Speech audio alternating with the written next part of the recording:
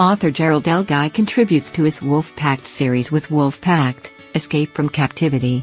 The novels feature the Captivity clan, a group of superhumans who can transform into wolves who may psychically communicate with one another.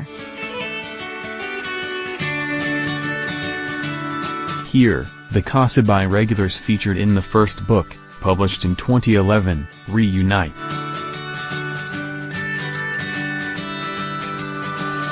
They encounter two small children who have been held captive and have brutally lost their mother.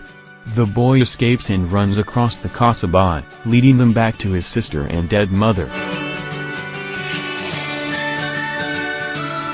The children appear to also be Captivity.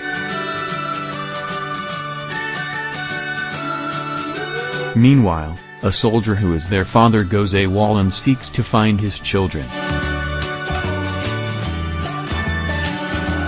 Plenty of action here, and fans of the first novel will be glad to see the familiar Captivity characters again. Guy also furthers his concept of the Captivity, creating an even more fascinating world.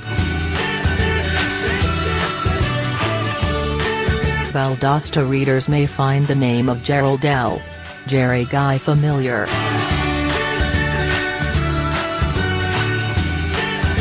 He was the managing editor of the Valdosta Daily Times in the middle of the 1990s.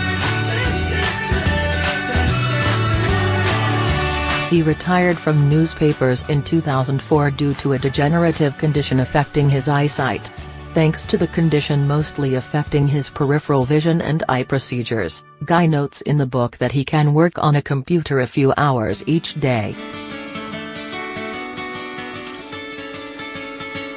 Enough time to write books.